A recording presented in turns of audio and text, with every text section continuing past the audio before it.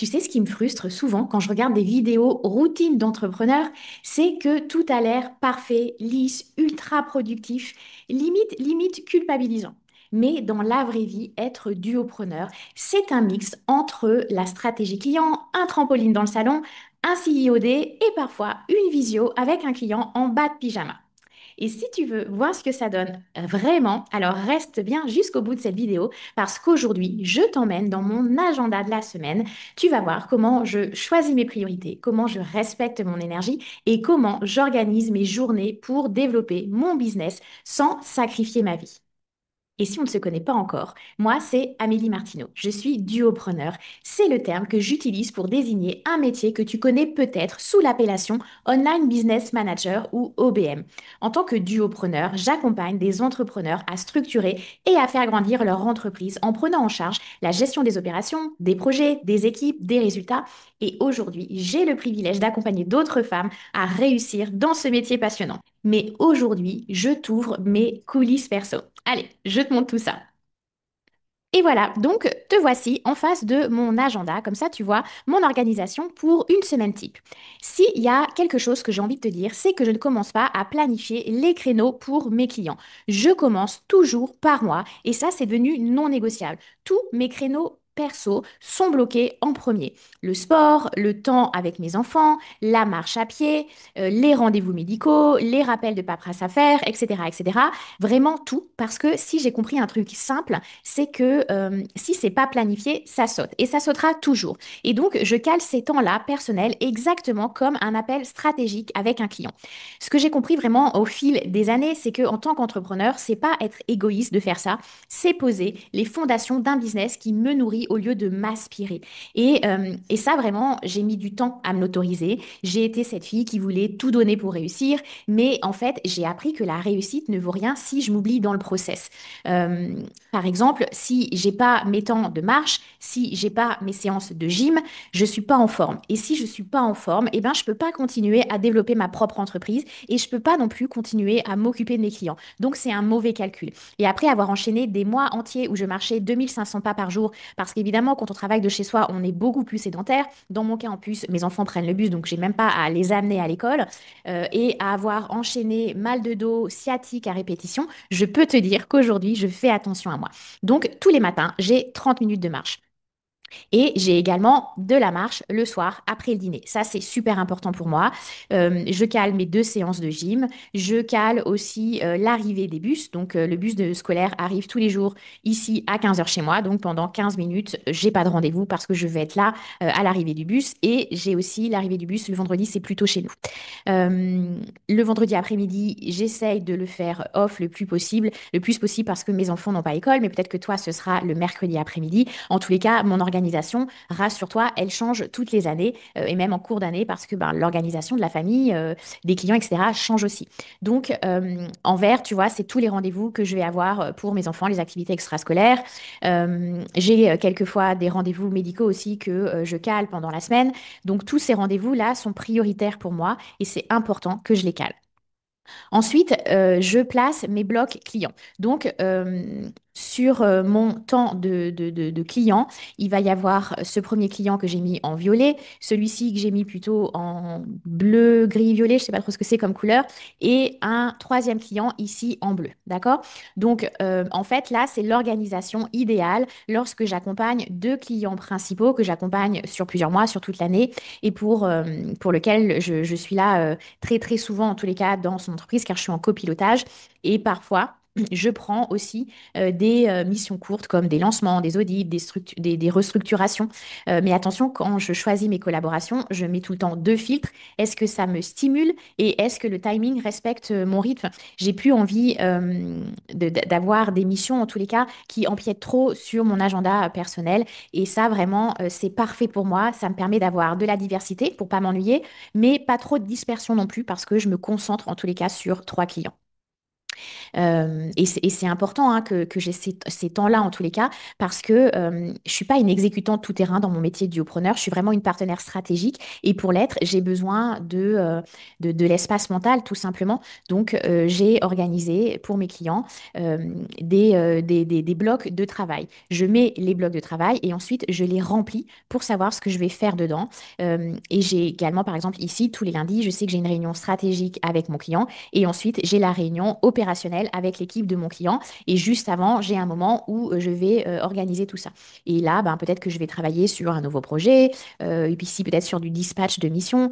Bref, et en fait, j'ai aussi une heure de temps tous les matins où je passe en tous les cas sur mes deux clients principaux ou mes trois clients pour voir qu'est-ce qu'il y a à faire, est-ce qu'il y a eu des urgences, quelles sont les priorités du moment, etc. Donc tous les matins, le lundi, je le décale un peu parce que je le fais un peu plus tard. En fait, j'aime commencer la semaine en pensant à moi, à mon entreprise. Donc j'ai un moment où j'appelle ça Recess Weekend. C'est en fait pour couper de mon week-end. Donc peut-être que c'est le bazar dans la maison, il faut que je range des trucs. Peut-être que ouais, souvent c'est que c'est le bazar dans la maison. Je vais te le dire, il faut que je range des choses et moi je peux pas commencer à travailler. Donc généralement ça me prend 20 minutes chaque jour, mais là le lundi matin ça me prend un peu plus de temps. Ensuite, je consacre une heure et demie de temps à la réflexion sur la formation, la réflexion. J'écoute un podcast, je regarde des vidéos, je lis un livre et après, je m'occupe de mes clients. Et ça, c'est important parce qu'en fait, ça donne un signal fort à mon cerveau. Je débute, quoi qu'il arrive, ma semaine en étant concentrée sur moi et sur mon entreprise. Et ces créneaux-là de rouge, c'est des créneaux de développement personnel et professionnel. Par exemple, tu vois ici, j'ai un col découverte que j'ai placé là. Il est en rouge, c'est important. Et là, j'ai un moment en fin de semaine de CEO Day. C'est un moment où c'est la priorité à mon entreprise. Et vraiment, un autre truc que j'ai appris avec le temps, c'est que ton entreprise, elle va pas se développer sur des créneaux qui sont laissés, pardon, vides par les autres. Il faut vraiment que tu te positionnes sur ces créneaux en priorité. Moi, j'ai bloqué dans mon agenda ce qu'on appelle là ce CEO time, ce temps dédié en tous les cas à mon entreprise. C'est là en priorité que je vais créer du contenu comme cette vidéo, que je vais faire ma prospection, que je vais analyser mes chiffres, que je vais continuer à me former, que je vais prendre aussi du recul sur mon activité. Ça, c'est super important parce que oui, je suis duopreneur, je suis OBM, mais je suis aussi une chef d'entreprise. Et si je veux que mon entreprise avance, même quand je ne suis pas en temps réel facturé à mes clients, eh ben, j'ai besoin de pouvoir réfléchir, en tous les cas, au développement de mon entreprise. Et vraiment, si tu peux sortir cette vidéo avec un autre conseil, ce serait celui de garder minimum 20%, 25% de ton temps pour ta croissance personnelle et professionnelle. Donc ça, c'est vraiment comment moi, j'organise mon temps de travail. Et tu vois, effectivement, j'ai aussi des temps qui sont consacrés à mes clients en soirée. Et ça, c'est OK pour moi. Ça correspond à ma manière de travailler. Ça correspond à mon mode de vie où j'aime faire des pauses l'après-midi. Euh, et ça me va bien, en tous les cas, dans ma manière de travailler, dans mon énergie, etc. Mais à toi de voir comment toi, tu organises le temps pour tes clients. Donc, je vais sortir de là et je vais continuer à t'expliquer comment, en tous les cas, je continue à organiser ma semaine et pourquoi je l'organise comme ça et qu'est-ce que toi, tu peux faire pour essayer de mieux te connaître et mieux organiser ta semaine en tant que prestataire de service. Là, je parle beaucoup aux online business managers, aux OBM, aux duopreneurs, mais c'est valable aussi pour d'autres entrepreneurs freelance. Je voulais juste, tu as entendu, hein, tu as vu que j'avais des temps de focus le matin et que j'en replanifie le soir parce que l'après-midi, j'aime mieux le consacrer à d'autres choses et je suis moins focus, moins alerte, moins en forme tout simplement. Et ça, j'ai appris à le respecter parce que j'ai appris à connaître mon chronotype. Et ça change tout. En fait, on n'a pas tous et toutes le même rythme biologique. Et vouloir copier l'agenda d'une personne qui fait la morning routine à 5 heures du matin, ça marche pas pour tout le monde. Il y a quatre grands chronotypes. Si ça t'intéresse, je t'encourage vraiment à regarder sur ce sujet. Mais en tous les cas, très rapidement, il y a le lion, lui, il va être plutôt matinal. Il va y avoir l'ours, lui, c'est le schéma classique de la personne ultra motivée en journée, efficace en journée, etc. Il y a le loup, alors le loup, lui, il est plutôt créatif en soirée. Et il y a le dauphin. Le dauphin, c'est comme moi, par exemple, avec un rythme assez irrégulier, un mental très actif, un sommeil léger. Et donc, à cause de ce rythme irrégulier, j'ai dû apprendre effectivement quand est-ce que c'était les meilleurs moments pour moi, pour travailler pour mon entreprise et aussi pour travailler pour mes clients et aussi pour prendre soin de ma santé, etc.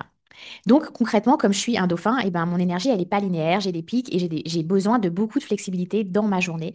Donc par exemple, je prévois jamais de rendez-vous très tôt le matin et je me donne de la marge pour me mettre en route tranquillement. C'est pour ça que tu as vu, le matin, j'ai ma marge, j'ai un peu de temps. Après, j'ai un moment où je regarde ce qui va se passer dans la journée. Et puis, je crée des zones qui sont beaucoup plus focus le matin jusqu'à l'heure du déjeuner. Et puis, mon après-midi, elle va être plus entrecoupée entre des rendez-vous, soit des rendez-vous à l'extérieur, parce que j'ai des rendez-vous personnels, ou soit des rendez-vous avec des clients ou avec l'équipe, parce que ça me demande de ne pas être trop concentré. Des moments avec mes enfants qui reviennent de l'école et qui demandent aussi mon attention, tout comme mes clients et leurs équipes à ce moment-là. Donc, ça me va bien, en fait, d'être en échange et pas dans ma bulle en train de créer. Ça correspond parfaitement à mon énergie et à mon cadre de vie. Et puis après, tu as vu, je m'autorise aussi à travailler en soirée quand la maison est beaucoup plus calme. J'ai aussi dans mon agenda un moment le vendredi que j'appelle buffer time. C'est un moment où je vais faire tout ce que j'ai pas eu le temps de faire pendant la semaine. Comme ça, je me stresse pas. Je sais que quoi qu'il arrive, j'ai ce moment-là pour finir tout ce qui est prioritaire, urgent à terminer. L'idée, si je te partage ça sur les chronotypes et ma manière de m'organiser, c'est pas pour que tu viennes te coller à ce modèle que tu crois parfait, ni le copier dans ta routine à toi.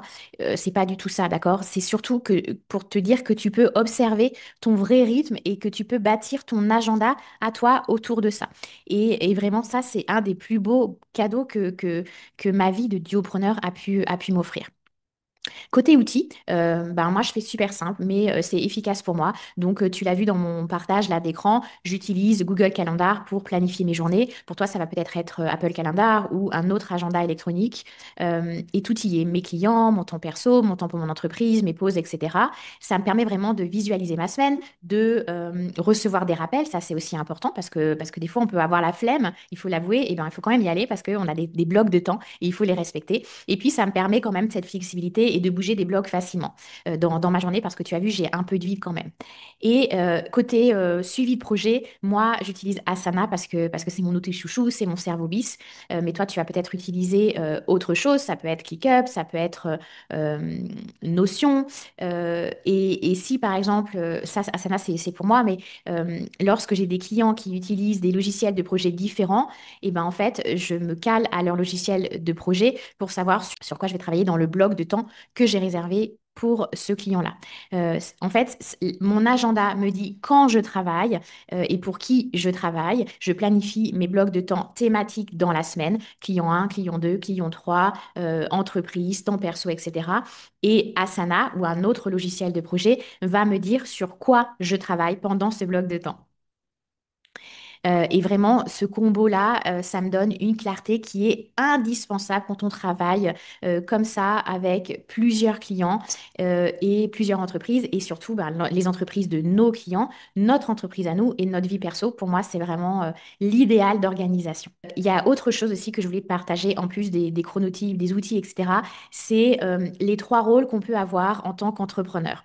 Il y a un livre qui m'a beaucoup inspiré et qui m'a aidé à revoir en tous les cas comment je commençais ma semaine, comment je clôturais ma semaine, comment je commençais aussi mes journées. C'est un livre qui s'appelle The E-Myth. Et en fait, ça te dit que chaque entrepreneur joue trois rôles. Il va y avoir le technicien, c'est celui qui fait. Le manager, c'est celui qui organise. Et le stratège, le visionnaire, c'est celui qui imagine et qui construit le futur. Et quand ton agenda, comme c'est souvent le cas quand on est prestataire de service et qu'on facture tout son temps à ses clients, et que du coup, ça reflète qu'un rôle de technicien dans notre semaine, et ben, en fait, ce qu'il faut que tu saches, c'est que ton entreprise, elle s'éteint à petit feu parce que tu vas finir à 100% pour les autres et 0% de ton temps consacré à toi et à ton entreprise. Et être duopreneur, être online business manager, être freelance d'une manière générale, prestataire de service, c'est pas juste répondre aux urgences opérationnelles de tes clients. C'est aussi imaginer, organiser, grandir, co-créer. Et ça va commencer parce que tu planifies, parce que tu mets sur ton agenda chaque semaine. Donc évidemment, là, je t'ai partagé un planning idéal, mais quelquefois, il y a des imprévus. C'est pas toutes les semaines Pinterest friendly, avec des jolies couleurs et rien qui bouge, et même du temps en rab. Il y a des imprévus, il y a des enfants malades, il y a des semaines de rush où il y a plus de travail pour certains clients qui sont en lancement ou dans une grande opération commerciale. Mais en fait, ce que je voulais te transmettre ici en te partageant mes coulisses, c'est pas une méthode rigide, c'est vraiment une philosophie où ma boussole, elle repose sur trois piliers. Ma vision, déjà, ce que j'ai envie de faire pour mon entreprise, quel impact j'ai envie d'avoir aussi dans l'entreprise de mes clients, mon énergie, ça c'est super important, et mes vraies priorités. Donc mes vraies priorités, c'est pas que mes clients, même si je les adore. Mes vraies priorités, c'est aussi ma famille, moi, et pourquoi je fais ce métier-là, tout simplement. Et ça, ben, tu vas pas le trouver dans un énième template Notion que tu vas télécharger pour t'apprendre les clés de la productivité, la solution miracle qui va te rendre tout d'un coup efficace, performante, ou dans une formation de productivité, etc. Ça, tu vas vraiment le trouver en t'écoutant toi, d'accord? Et ça, c'est super important d'apprendre à te connaître pour pouvoir organiser ta semaine de travail comme ça sert le mieux tes intérêts, ton entreprise et ta santé. Tu viens de voir mon agenda de duopreneur. C'est un peu le cœur du réacteur. C'est ce qui va m'aider à fonctionner, à continuer d'aimer aussi ce métier-là qui est très prenant, il faut le dire, et qui m'aide aussi à continuer à aimer mon quotidien d'entrepreneur depuis toutes ces années-là. C'est pas une routine parfaite, mais c'est une semaine qui me ressemble, une semaine qui respecte ma tête, mon cerveau, ma santé mentale, mon corps, mon entreprise, mes clients, ma famille, etc. Et maintenant, je serais curieuse, est-ce que toi, si ton agenda te ressemblait vraiment, qu'est-ce que tu vivrais de différent cette semaine, la semaine prochaine, les prochaines semaines? Dis-le-moi en commentaire, quelle est la première chose que tu t'engages à changer dans ton planning? Et si tu veux construire une activité qui respecte ta vie, tes valeurs, ta vision, je t'invite à découvrir la Duopreneur Academy. Je te montre comment devenir une OBM structurée, confiante, organisée, stratégique et surtout très libre dans ton temps, dans ta manière de gérer ton entreprise. Le lien est juste sous cette vidéo. Et si tu as aimé cette immersion dans ma vie de duopreneur, d'OBM, mets un like, abonne-toi, active la cloche et partage cette vidéo à une personne autour de toi qui veut reprendre le contrôle de sa carrière et de son temps. Merci d'avoir été là et je te retrouve très vite dans une prochaine vidéo sur la chaîne YouTube Duopreneur. À très vite.